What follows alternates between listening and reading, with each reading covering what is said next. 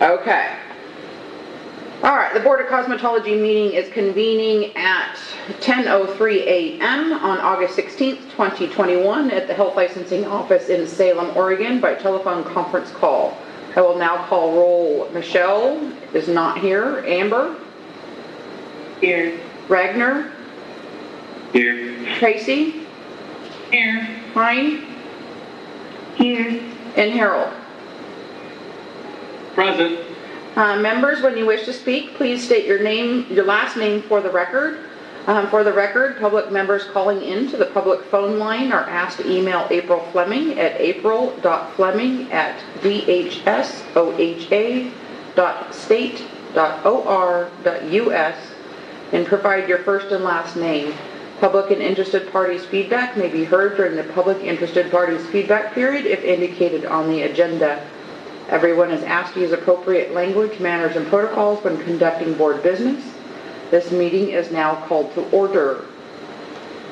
So it's not on the agenda, but we do need to have you board members elect somebody to run this board meeting, as Michelle, who is the chair, cannot attend today. April is ready to email whomever is willing to be the chair and run this meeting. Again, it's just for today. And then I can assist as needed, but would anybody volunteer to run the board meeting for today? Join.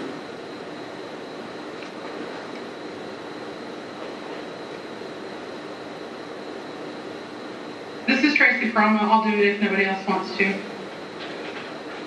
Good morning.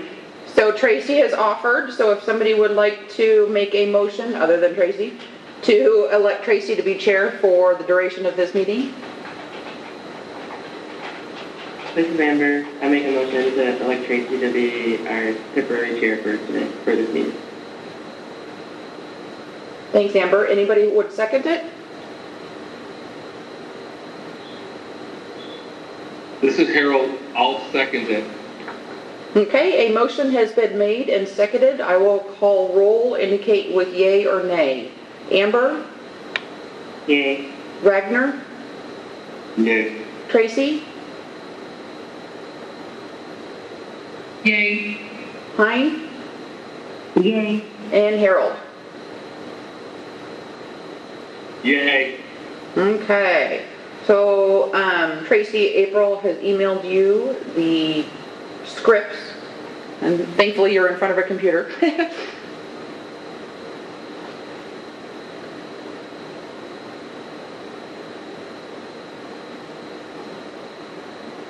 Okay, I got it. Okay. So first item on the agenda is approval of the agenda. This is Amber. I make a motion to approve the agenda.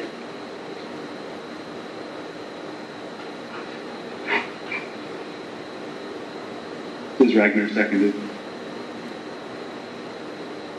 So a motion has been made. I'll call the roll. Amber? Yay. Harold? Yay. Ken? Yay. Ragnar? Yay.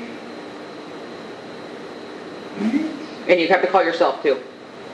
Oh, Tracy, yay. Thanks. Okay, so next on the agenda is the retake for some applicants. And I have the file so I can answer some questions. They're a little unique, which is, as you know, we changed the rule to allow for study reviews and that kind of stuff. And those have been working fabulous. However, some of these applicants have been doing this long term, and so we'll go through them one at a time and kind of talk about them. You should have an issue statement in your packet, but the first one is applicant number 095878. This individual is wanting to take the exam for this 7th attempt. So let me pull up their file. sure I got the right one. First exam was back in 2013. 3 exams in 2013, 1 exam in 2014, 2 exams so far in 2021. The person has not had a sit down with Heather, so if you're interested in allowing that person to, we could do that, or you could require them to repeat the training. What are some ideas? I like to sit down. Oh, this is Ragnar. I like to sit down. They seem to work really well. So I recommend that one. Okay. Yeah. I think they work great too, but anybody else have any other suggestions? No, I second that because I think that that's something that we've kind of been talking about is like let that be the first kind of step before forcing folks to go back to school. Oh, absolutely, absolutely. And that's why we want to bring them to you, because they don't fall into that neat little, the current rule and how it like fits, because they have been doing this for a long period of time. So totally fine. I just want you guys have to just talk about it. So offer. So we're going to do an offer 2-hour review, correct? Yes. Okay. Yes. Okay. All right, let's move to the next one. The next one is applicant number 109844, and this is the 7th attempt to take the hair design exam. First attempt was in 2015, 2 attempts in 2016, and 3 attempts in 2017. So this person has not taken this exam in a long time. So obviously we would need evidence of a current practical, but do you want, and also English is a second language for this individual? Cynthia Mendoza. Join. And so do you still feel comfortable with the 2-hour review, or would you like something different for this one? This is Amber. What do they take the test in the language, in their first language? No. So when they take it ESL, that means they get additional time because English is their second language. They did not take it in another language. I don't know what language they speak. Okay. Is there a way to, so how recently have we had, because we have it translated into Vietnamese now and Spanish? Correct. Is there an option to offer? I don't know what their first language is, but I'm wondering if there's an option to have them take it in if they do need it in one of the languages that we offer. Yeah, because I think, so this is Sylvia, so the last time they took a test was on October 12th of 2017, and I think we had it translated after that. Right. So that's why I'm wondering if there's a way to find out what their first language is, and if it is one of the languages that has been translated in, to have them, you said that they need to do their practicum over, but then also let them take it in a language if we offer it. Sure.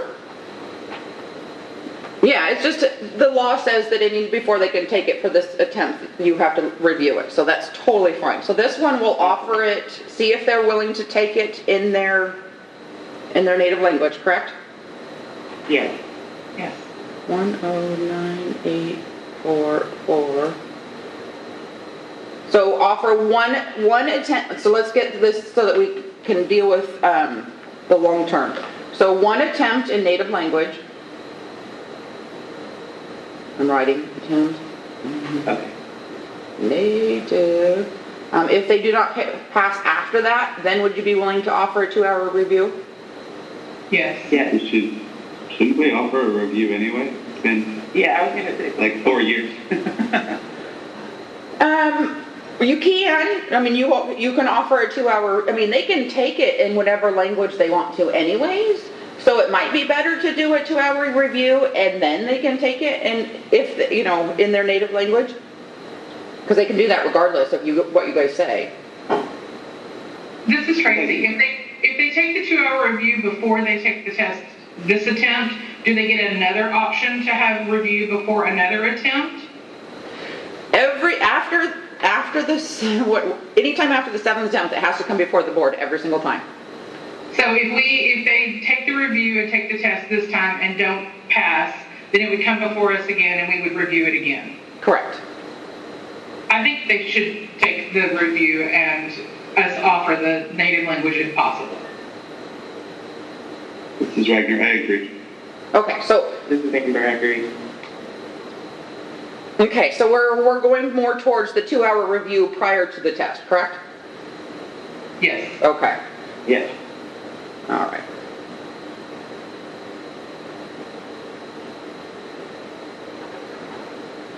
And I can attempt to make an assumption based on reading the last name, but I will not do that. So I'm pretty sure they'll be able to take it in their native language. Perfect. All right, next applicant is 131724, and this is the 7th attempt on, it looks like the hair design.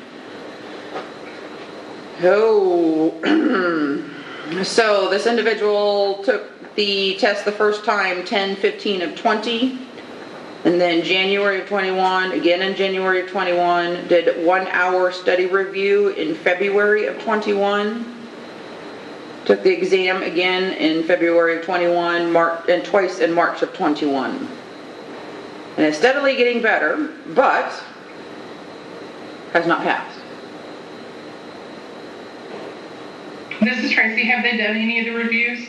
They did a 1-hour review on February 24th of 21.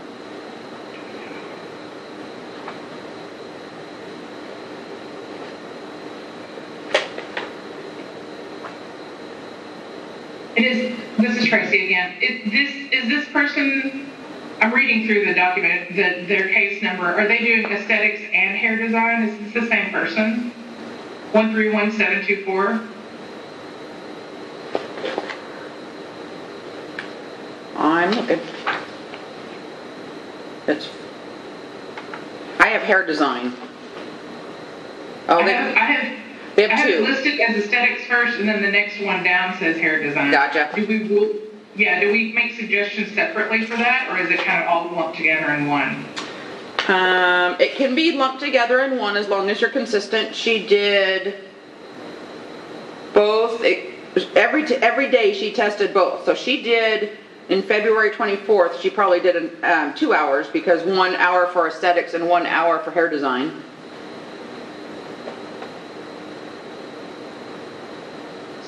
She's really close. And we can offer a study again for her one more time? That's your guys' choice. She's so close. I really would think it would benefit her. That would be my suggestion. This is Tracy. That would be my suggestion, is to offer her another study session. That sounds good. So let's think about this. So she's trying to do 2 exams, and Heather works with them pretty much on however they want to do it, whatever they feel comfortable with. But if we were to offer her a 2-hour review, that's actually 4 hours because she's got 2 exams she needs to do. So, and Heather can work with her, but because 4 hours win one day and then to turn around and do 2, so Heather can work with her and just say, look, let's set these up on 2 different days. I don't know where the downfall might be if she's traveling for too far.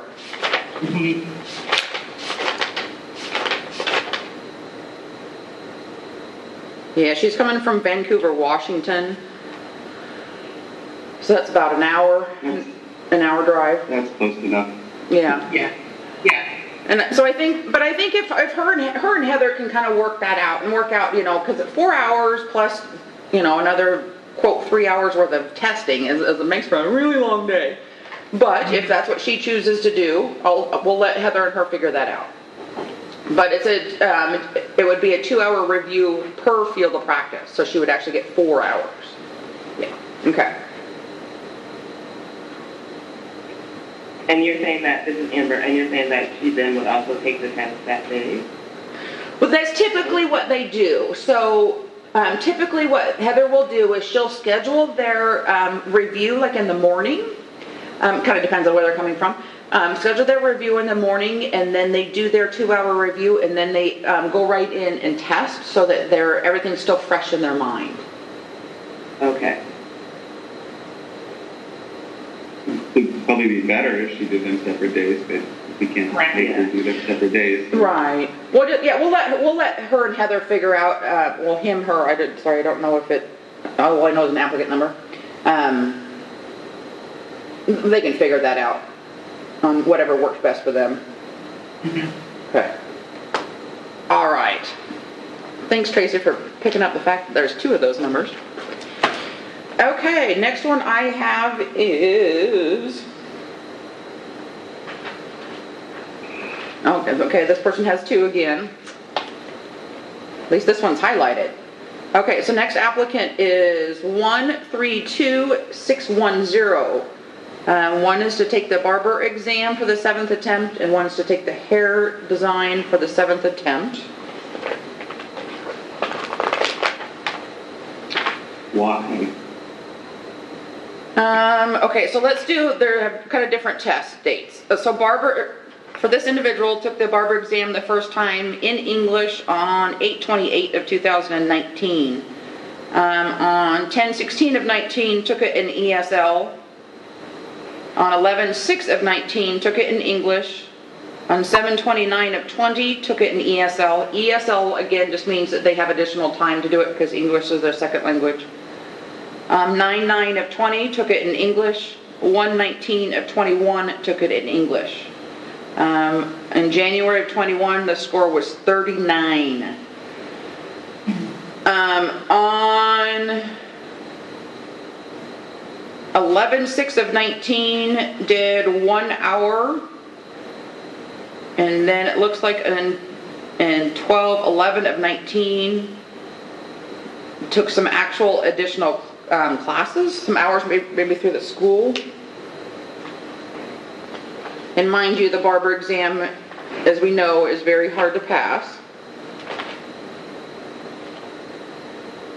And then let's switch over for their hair design.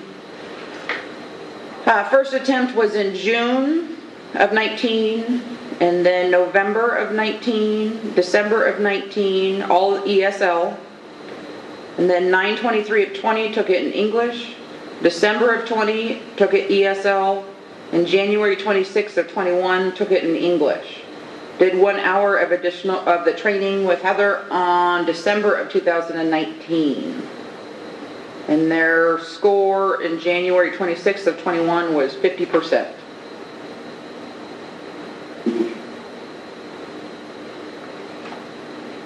This is Tracy. Do we have any idea what their score was on the test before the January one? Did any of the testing or the coaching help at all? Okay, so Barber, prior to the 1 hour with Heather, was a 33. After was a 46. Hair, prior was 42. After was 53.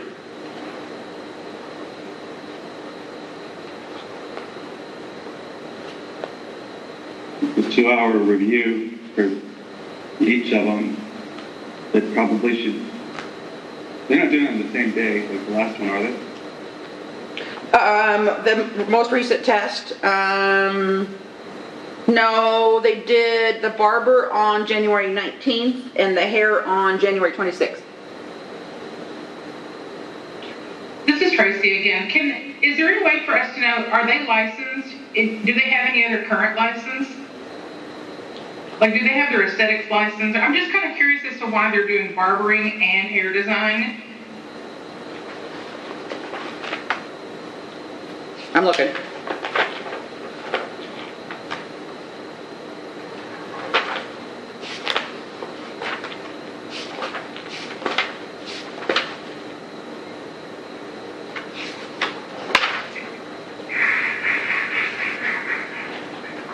Nope, doesn't look like, nope.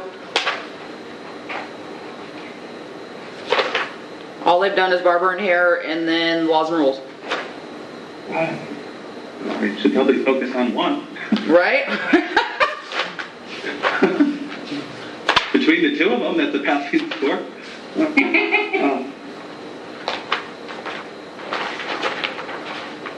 And so they only took, this is Amber, they only took ESL once.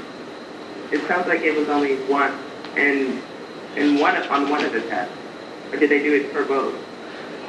So barbering, ESL twice, hair design, ESL 1, 2, 3, 4 times. Oh, okay. So they did. So we must not offer the test in Mandarin language.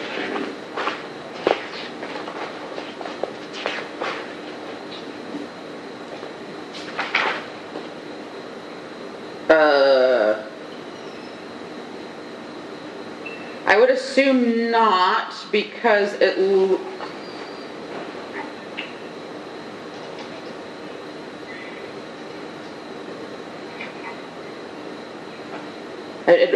don't even know what language he speaks, so I'm trying to see if there's the...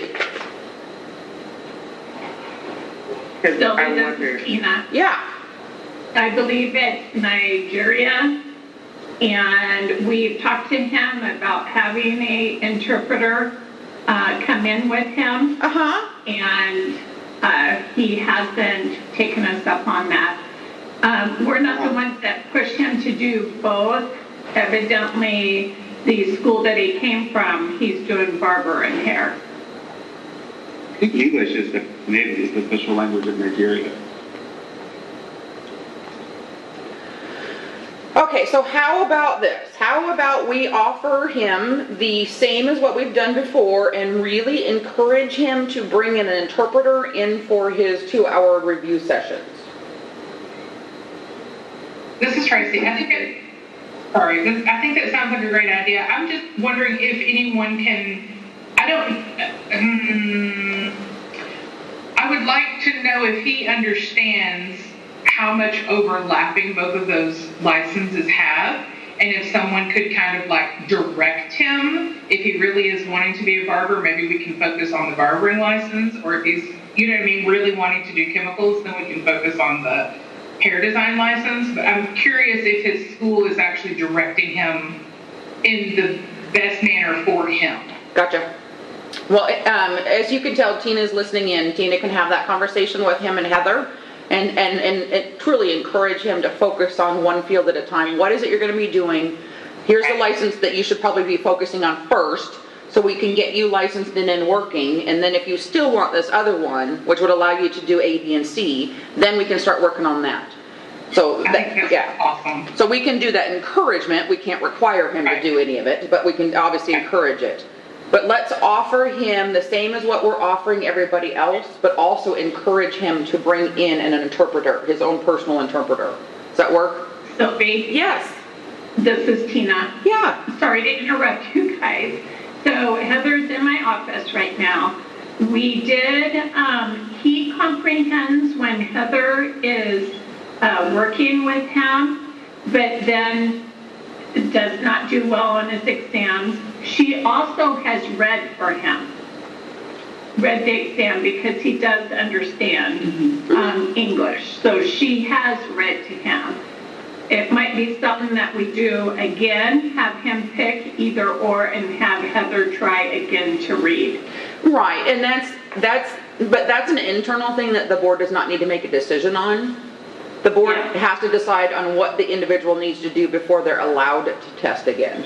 So yes, we will do everything we can internal to help him pass the process, obviously. But I think, like we were saying, is have Heather encourage, and you maybe talk to him, encourage him, okay, let's focus on one at a time. What kind of things, because if he focuses on hair design, or if he focuses on barber, if he has the barber, here's what you can and can't do. If you have the hair design, here's what you can and can't do. And really encourage him to do one and be able to get to work, and then maybe work on the other one later, so. Yes. Okay. Sounds good. All right. This is Amber. Yeah. Do we at all know if the school that he attends has someone who's teaching him in his native language or in English? Because I'm wondering if if he's being taught in one language and then going to take the test in another language, even if there is someone like reading to him, like what he has understood.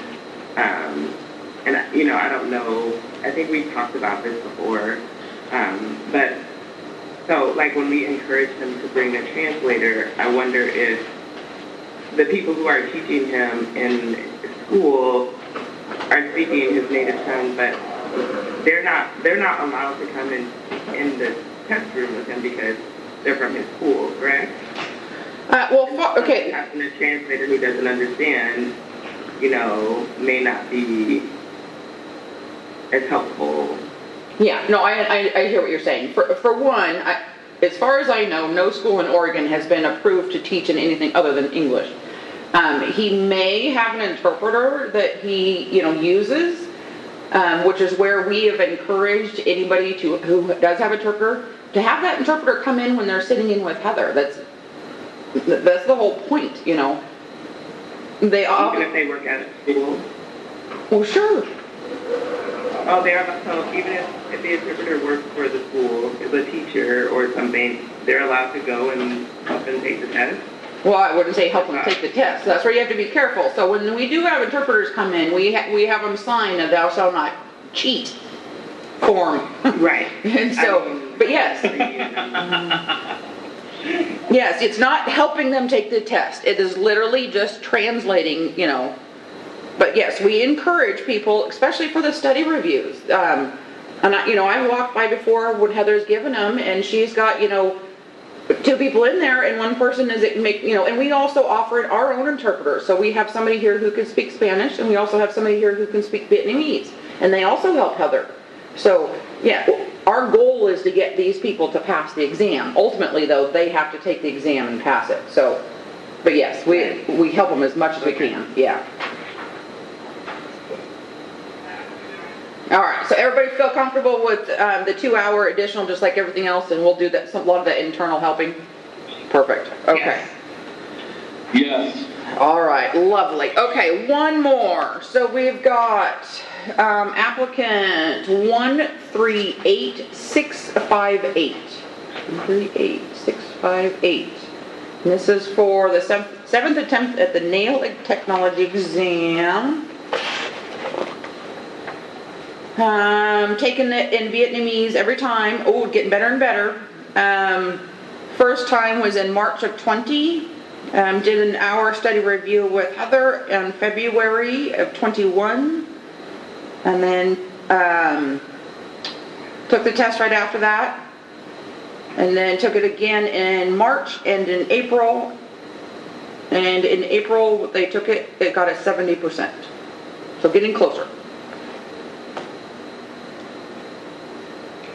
2-hour review sounds great. Okay.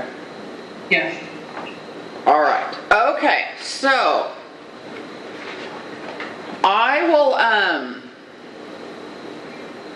I'm going to kind of say something, then somebody other than Tracy can go so moved.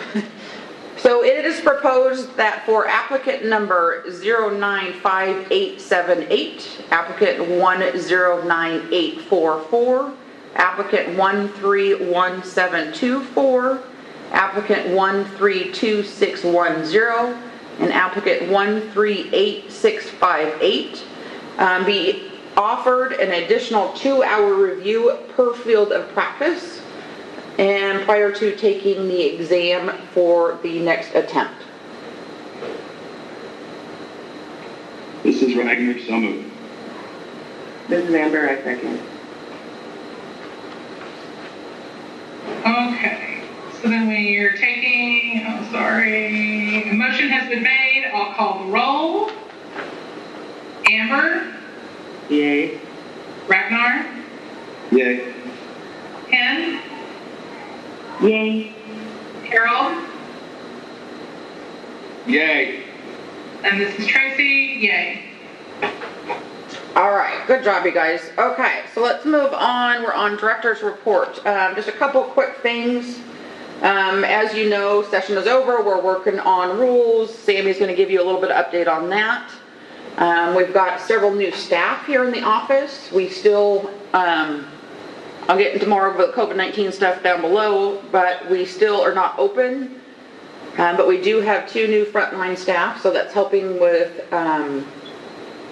processing the licenses and scheduling the exams. I'll get into a lot more detail about COVID, which is pretty much probably everybody's issues and concerns right at the moment. But we'll go in order of the agenda. So next thing is the licensing and fiscal statistics. So in your packet are the numbers, but we can kind of go over them for anybody who hasn't had a chance to look at them. The first one shows the authorizations issued, then renewals processed, broken out by the different types of licenses, so your field of practice, and then your business licenses. With natural hair care, we're continuing to keep issuing those licenses, which is a lot higher than what we originally thought way back when that one came around, so that's great. Like I said, the bottom half there shows the renewals processed. So even though we've been shut down and in COVID, we're still obviously processing and renewing and trying to keep everybody working. So next slide shows the statistics for the exams, broken out by the different exams. So the first one is the Oregon Laws and Rules, then the Barber exam, which has the very low passage rate, which we've known, the hair design, natural hair care, aesthetics, and then nail technology. Next slide just shows the long-term trend. So this first one is the practitioner certificates. So you can see there how steady they are. This is an average for the quarter, but a very steady straight lines. It hasn't changed much in quite a long time, but down there on the bottom it will show you whether it's increased or decreased. Next slide shows that same information, but for the business licenses, which are your, now I messed up on my materials. What's the next slide? Oh, the next slide is just a pie chart that shows active licenses as of the date of the report, which was August 2nd. So as of that date, there were 13,012 nail technicians, 20,657 hair design certificates, 15,099 esthetician certificates, 2,946 barbers, and 135 natural hair care individuals. Now the next slide shows the long-term trend for the facility, independent contractor, and freelance authorizations. Again, very steady.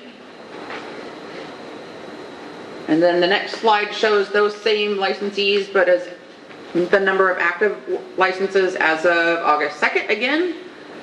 So there are 4,826 active facility licenses in Oregon, 7,473 independent contractors, and 671 active freelance authorization holders. Next slide is the depressing one. So your next slide is your financials. So during the legislative session, we had asked for the fees to be increased through a what's called a policy option package. It's part of the budget bill for the next biennium. And with everything going on through the legislative session, that did not get passed, and they have us going through a different route in order to do that. So it's a formal process. It's called the 333 process. You need to know what that is. But so we had to stop and redirect. So we had to stop what we were doing and do a whole bunch of different forms and different write-ups and all this different stuff and do it a different pathway. It still is projected to go into effect in January. The fees, the process has changed, not what we're doing is changing. So it's still going to go into effect in January. The fees are still going to be the same as what we said that they were going to be a long time ago. But now internally, we just have to go through a different process in order to get those approved. And so we're working on that now with the budget office. We've already done the number crunching. They've already have my write-ups of everything, of why it's needed, because you're not the only board that needs it. So that's still coming. It's just coming in a different process. So it still should go into effect in January. As you can see on the financials, it's needed. If you look down at your cash balance, it's been deteriorating and you're now in the negative.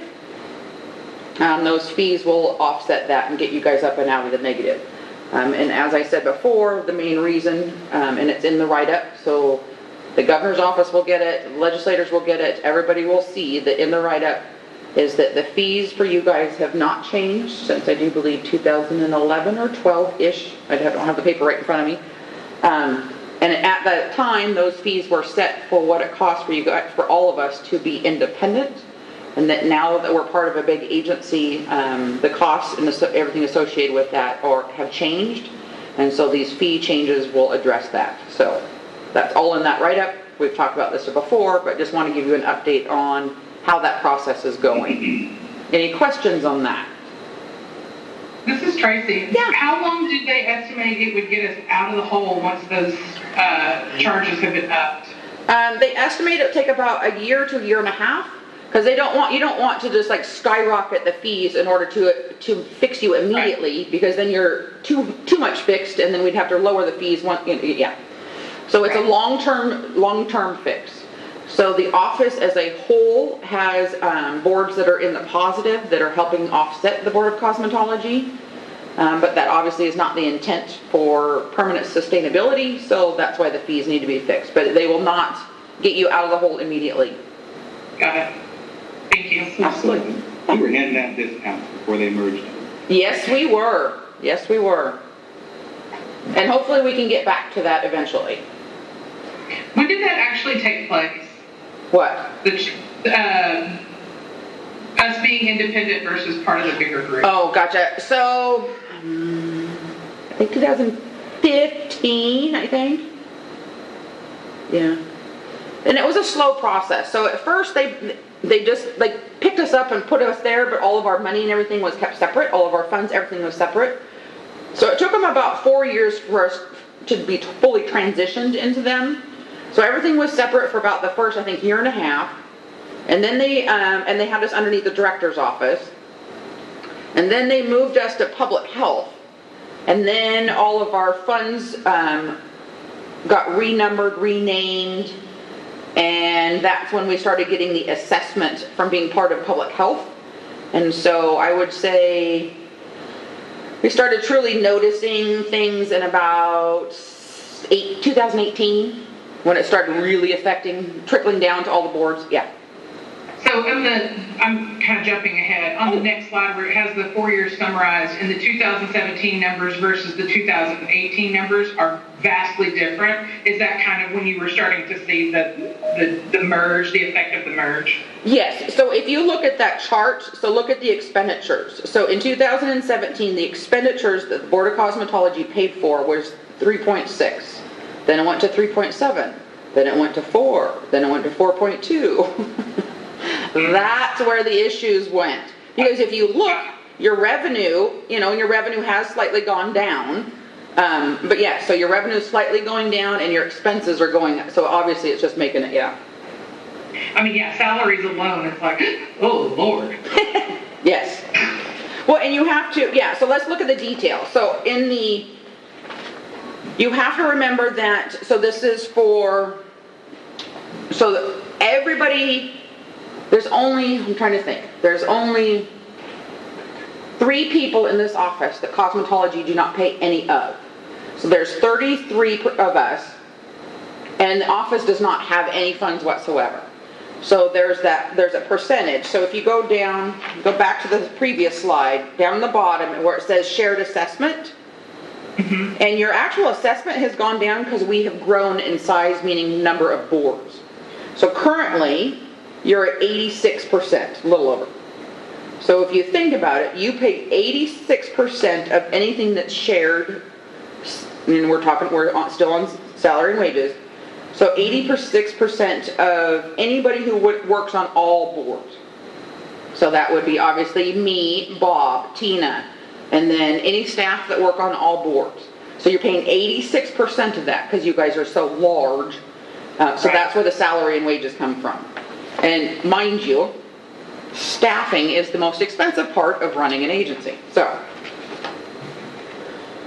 that's where your big picture for the staffing goes. But you can even see, though, from 2017 to 2021, even 2022, it's gone down. Mm-hmm. Because there's more boards now, because we're now up to 17 boards and programs. So it's getting divvied out between more. So, and then it shows your revenue, Then the salaries, OPE is other payroll expenses, which is, your taxes and all that other stuff. And then it's pretty self-explanatory. Your other big one would be down closer towards the bottom, which is the Attorney General. Right. So that's based on cases. I mean, she literally has to keep track of every, and she has to, yes. When actually your guys' legal fees are actually lower than some of our other boards. So, but the bottom two lines is what we're talking about. So that direct and indirect. Those are two charges that come from being a part of Oregon Health Authority. Those are not anything that this office has any control over. So those are the assessments. And mind you, the 2017 looks like ginormous compared to everything else. And I do believe that was the transfer from when we transferred from the Oregon Health Authority's director's office over into public health. So, but you can still see that's quite the spendy expenses. Right. Does anybody have any? Thank you. Yeah, absolutely. Any more questions on the financial stuff?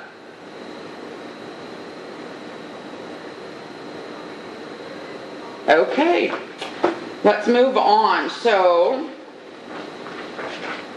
Trampus, are you on? Is Trampus still on there? I am. You am? Okay, I can't see you. I'm here. Go ahead, Trampus. So Bob is not in today, and so Trampus is going to take over Bob's duties, and he's going to talk about the regulatory report, and then he will get back on and talk to you guys again once we get down to item number 5. Go ahead, Trampus. Yeah. So, you can see by the report here that it's showing that we still have cases open from the 2017, the 2019, 2021 biennium, although there's only a couple still open from the 2017 biennium, and then just a couple actually from just 11 from the 2019. So the bulk of the open cases are in the current biennium. We did get a kind of a rash of COVID-related complaints. You can see in the 2021 biennium we got 287. So, that kind of bumped everything up and kind of put everything in a little bit of, well, not chaos, but a little bit of extra work for us. So, you can kind of see the numbers here. Did anybody have any questions about this, or?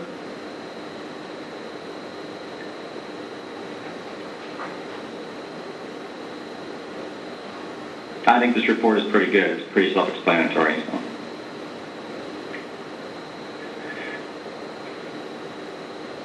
So. All right, thank you, Trampus. Thank you, Trampus. Yeah. Thank you. Okay, so next up is the policy report. So, Sammy.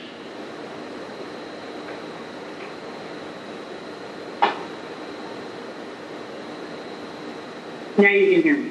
Yes. Can you hear me now? Yeah, I can hear you I now. have a walking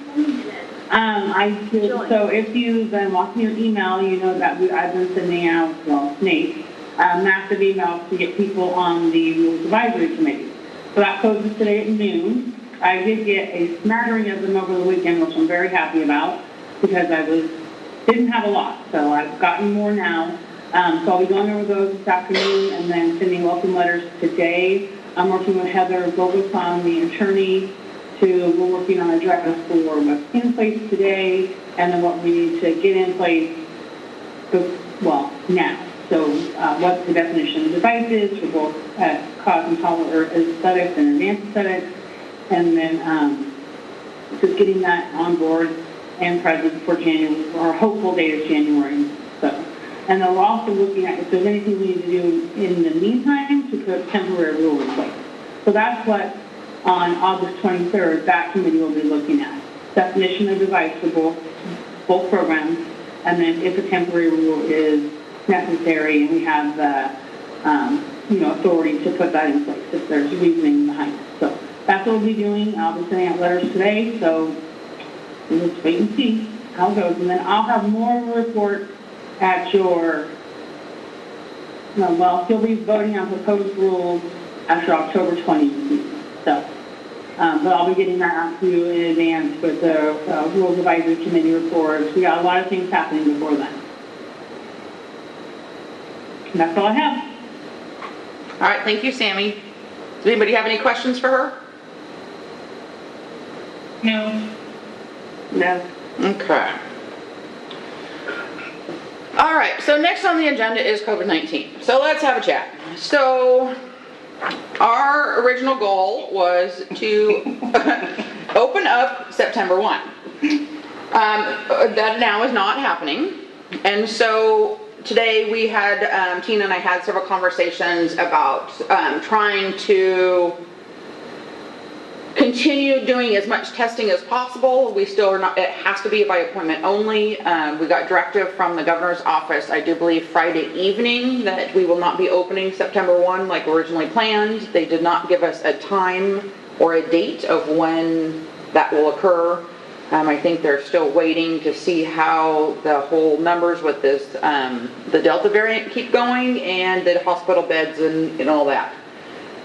Also to add to that is the mask mandate. So the mask mandate was very broad and not real specific like it originally was when we were shut down and reopened, and we actually had the personal services guidelines that had all the good details in it. So this one is just real broad, and it basically just says that you are to wear a mask when you're inside. It doesn't address, well, what happens when you're cutting hair and what happens when you're, so it doesn't have the nice specific details like the personal services in the past did. I don't know if that's going to come out again. I think it's more of her just wanting to make sure that anytime you're indoors is to wear a mask when it's appropriate. Obviously you can't wear a mask when you're eating or drinking. So she didn't say, so if we get anything other than what she has said so far, we will obviously make sure and get that out to everybody. But as of right now, it's wearing masks indoors. We are not opening.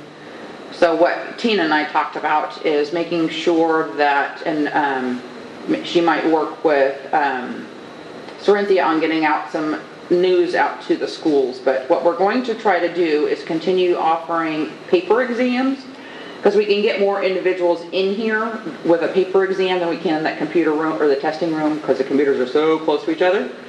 And so we're going to start offering paper exams a lot more often, and continue doing by scheduling for that. And that is for first-time exam takers. So they'll be taking laws and rules plus whatever field of practice. And then trying to focus on the computer room for retakes, so that an individual, if they need to retake something, can do that versus sitting in and taking the paper exam. One of the things that we really want schools to do is to make sure that the students have their application, everything here in the office prior to, and really getting that stuff in here, because once we have their application and everything is approved, then we can schedule for an exam. So the faster they can get that stuff in and everything paid for, then we can start getting them scheduled and all that stuff. And then if we do open up, they'll already have their application and have made payment, and then we'll be able to come in, and that will be able to happen fast also. But just really encouraging the students to get their paperwork into us as soon as possible. Obviously the transcripts come from the school, but the students have to submit their own application. And so Tina's working, like I said, we just got the announcement on Friday evening. So this week we're working on trying to figure out as many ways as possible to streamline the process so that we can still get people in here testing and trying to get them to work as fast as we can. But we'll keep you posted, and we'll be communicating that stuff out. Any questions on that? Hey Sammy, this is Harold. Can you hear me? Yes. Hey, quick question for you, and that's in regards to how we communicate with these schools. Do we have any type of quarterly or once a year sort of update in regards to not just COVID, but just across the board, some type of session that we could utilize to where, hey, we come out for an hour and talk about, or we do something online about any changes or any updates on what that we've come up with the Board of Cosmetology, or any updates to the exam or COVID or what have you? Is there any way we can do a better job of communicating with our partners out in the field? I'm just curious. There's always better ways, I think. We have taken a big push to send emails to all practitioners, facility owners, independent contractors, about board meetings, about the rules advisory committees, about COVID. And then I always do other outreach when I'm looking for targeted audiences, like for the RAC. But any suggestions that anybody might have would be great. I do have one more thing to add. Originally, we had... hold on. Originally, we had the rules advisory committees be in person. We moved those to online with the whole new COVID variant stuff. But yeah, any suggestions that you might have, Harold or Tracy, being schools, we would be more than happy to take them. Or if you have ideas how we could reach out better, send more targeted audiences, we take that advice. I have a suggestion. It's Nate. Okay, so one of the things we do is send out, and most of you probably seen in the email blasts. It probably would help if people aren't getting that information to contact me, and I can see why they're not. It could be a bad email address. It could be they accidentally suppressed it and told Gov Delivery they didn't want it. But that is going to be a really good source of information, and if somebody's not getting that, they should definitely give me a call so we can get them on that list.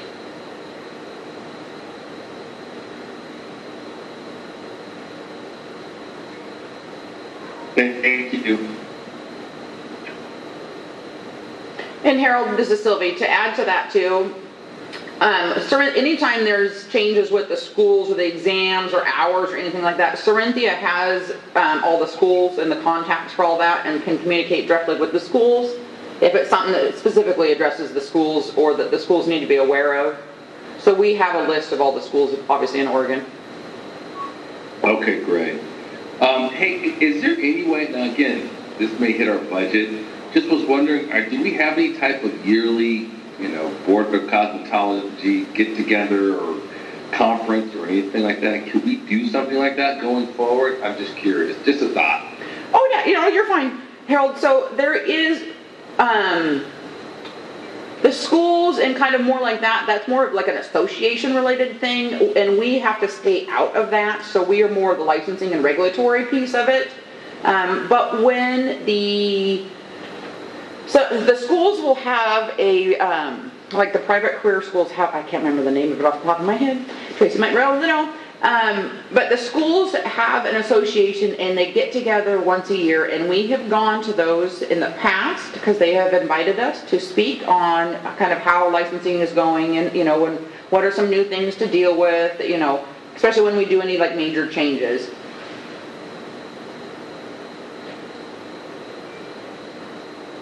Okay, thanks. Absolutely.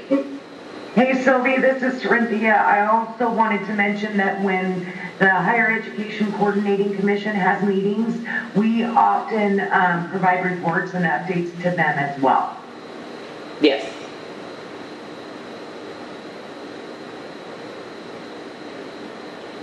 This is Hian. I have questions related to the test version. Yes. Since we now cannot let students to get to do the computerized test at the same time because of the numbers. So you are offering the paper test. So I have some questions related to it. The first one is how long does the students need to wait for the result to come back to them after they finish the test? And besides that, usually I know that if they do the computerized test, they will know the incorrect answers right away after they select the answers. But for the paper test, is there any way that they can know which questions that they get the incorrect ones so that they can learn from them instead if they have to retake the test again? That was the second question. The third question I'm still a little bit concerned about is because I know that right now we have the Vietnamese version and Spanish version, so that the students can test their native language test. I know that in the computerized test function, there's a function that they can translate back and forth between the native language to English. In case of if there's some errors in the translation, they can check it back in the English one so that they can understand more about the question, so that they can guess the answer more correctly. But about the paper test, is there any way that they can see both versions at the same time so that they can check back instead of just only one language? So that's my third one. So. Okay. First off, if you want to get into the nitty-gritty details, I would call Tina directly and talk to Tina directly about how it's going, how long, and everything all depends on a day. It depends on how many staff are on site. You have to remember that we're still open, operating, and running, and we're also been directed by the governor to work from home as much as possible. And if somebody gets exposed, they then have to not come into the office. So there's times that we get really, really short staffed. There's still people working, they just can't physically be in here, so they have to do other things that they can be assigned that obviously not grading a paper, you can't do that from home because you need the actual piece of paper and have to come in here. So the details of how long and when is all going to depend on the day, but Tina would be your best answer on that one. Even if you take a paper, an applicant takes a paper exam, that exam still get entered into the system, so they still get a study guide. So it's still going to show them how, of the 5 questions you were asked in this domain, you only got 2 correct, and here's where you need to study. They're still going to get that even though they do a paper exam, which is part of why it takes a bit longer, because somebody has to manually go in and enter that into the computer system. And the comment about the printing it in both versions, so if they have it in English and Vietnamese, they can have the exact same test in both English and Vietnamese. That can easily be done also. I see. Thank you so much. You're welcome. But again, if you want to get into the specifics of it, you need to call Tina directly or have somebody call in and talk to Tina about that. Okay? I see. Thank you so much. Absolutely. All right. Anything else on COVID? We covered a lot. All right. All right, Tracy, we are on the public interested parties. If you could read that script, it would be great. Yes. I have so many windows open. Let me. It's okay.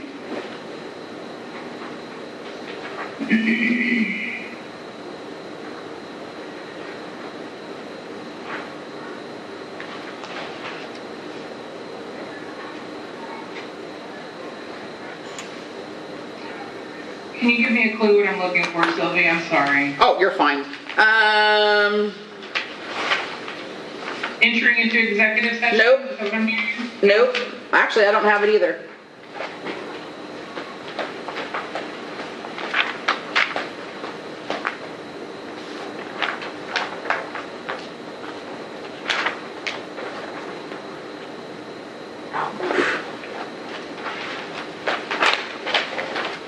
We're looking.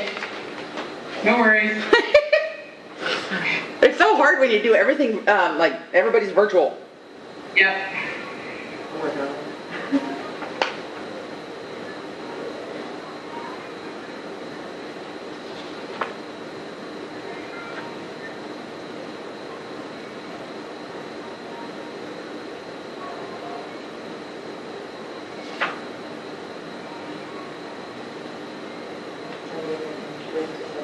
Sorry about that. Oh, you're fine. April's sending it to you right now. Perfect.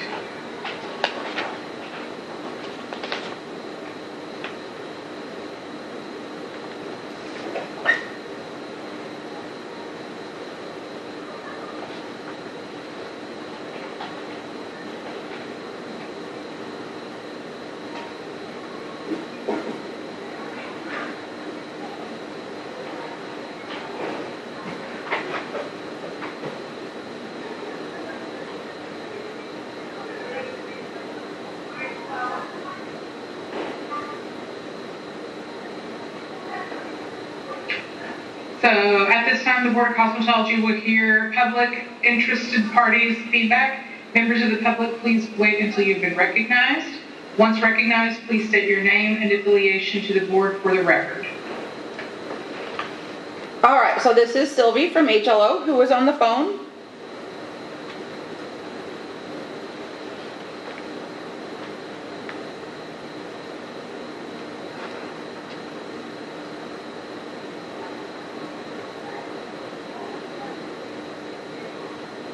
Is there anybody on the public phone that would like to make a comment?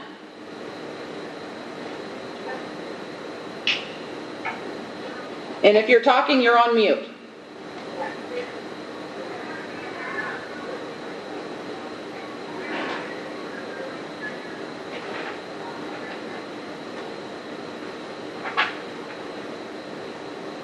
So I'm not hearing anybody from the public phone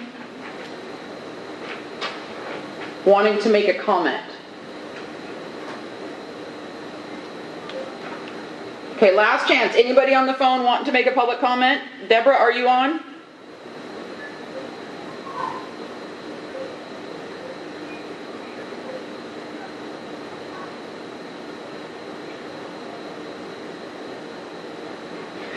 Okay, well, nobody's saying anything, so we'll move on. We were go into executive session, so that should be, Tracy, part of your first script. Got it. The Board of Cosmetology will now meet in executive session pursuant to ORS 192.6602F and ORS 676.590. The purpose of considering information exempt from public disclosure at 11:05 a.m. on August the 16th, 2021. Representatives of the news media shall be allowed to attend the executive session by conference call and will be provided further call-in instruction shortly. The public phone line will be muted for the duration of the executive session. Left. Convening open session. Got it. The Board of Cosmetology will now exit executive session and reconvene open session at 12:29 p.m. No final decisions were made and no votes were taken in executive session. The public phone line has been unmuted and representatives of the media may once again report all board discussions and actions. Okay. It is proposed that in case number 19-9303 to issue a notice of intent to issue a civil penalty in the amount of $1,500 and to suspend the individual until they cooperate with the office.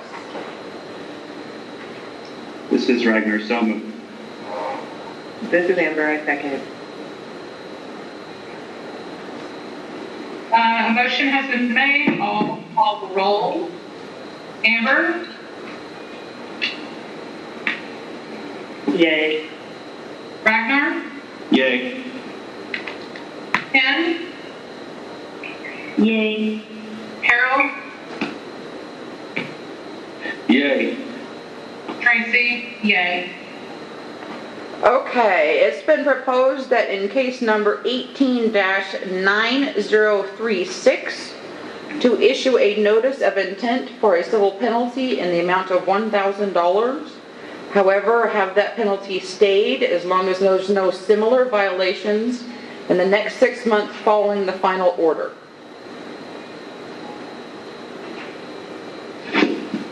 This is Ragnar, so moved. This is Amber, I second. Motion has been made. I'll call the roll. Amber? Yay. Ragnar? Yay. Ken? Yay. Harold? Yay. Tracy? Yay. All right, good job, you guys. We're on last item on the agenda, which is other board business. I just checked the phone and all of the public members have hung up because it's playing music, which means there's nobody on the phone but us because we start the conference line. So there is no public comment to ask for. So is there anything that anybody wants to talk about for other board business? I have one thing, Sylvie. Yes. Ragnar. Yeah. And we already, Amber and I kind of beat a dead horse on this one already anyway, but is it possible for us to change and I don't know if that's even the right word, but to amend or alter the way that we pose that question on the different application forms to where none of them ever say, since your last whatever, and so that they always just say, have you ever been convicted of a yada yada? I think it's something that we can look into. I think it's a bigger picture thing because you got to remember every single one of our boards we have to ask the same entire question for every single one of our boards. And it's not just cosmetology. So that's more of an office statute. No. And I think, because originally I think what we had done, because I've been here long enough to have some of these memories, I think the original time we did ask, have you ever? And then it got to the point where I've already told you before I did, why do I keep having to write it down?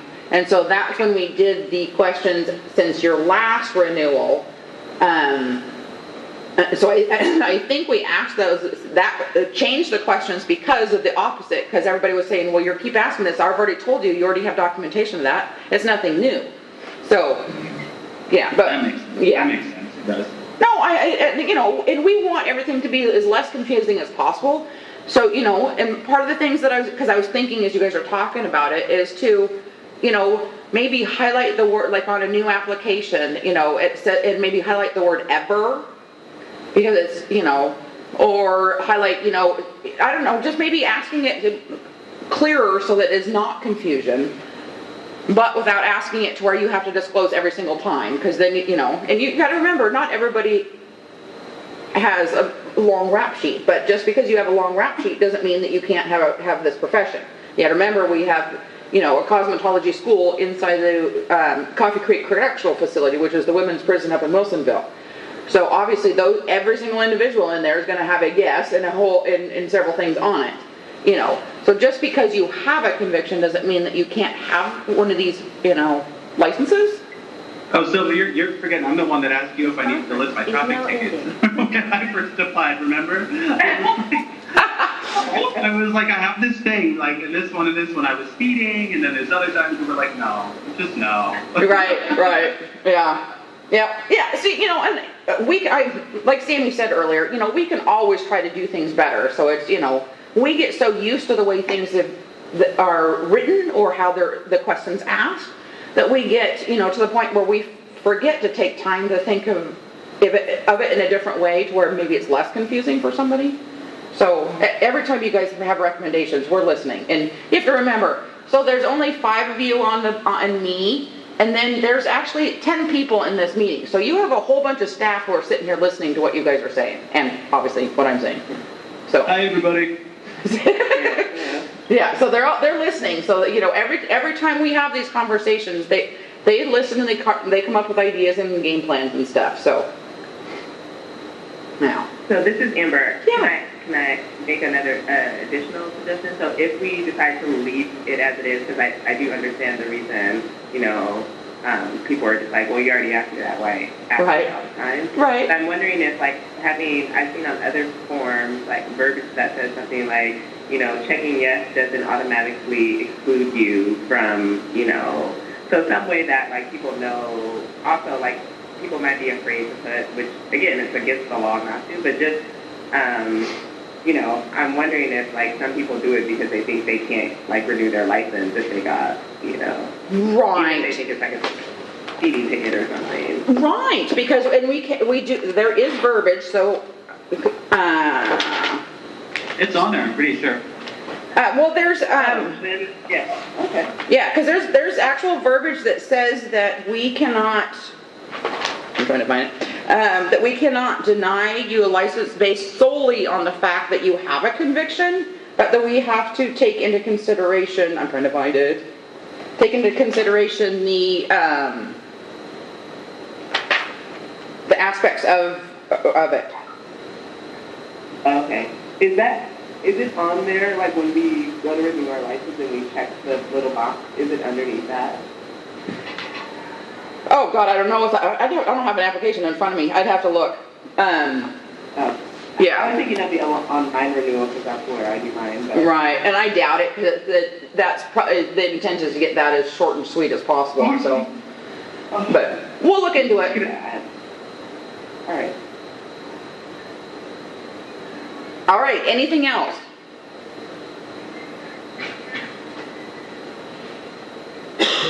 Okay, well then you have, and all your it should be your, on the same page as your call to order script. At the very bottom should have a one-liner that says adjourn.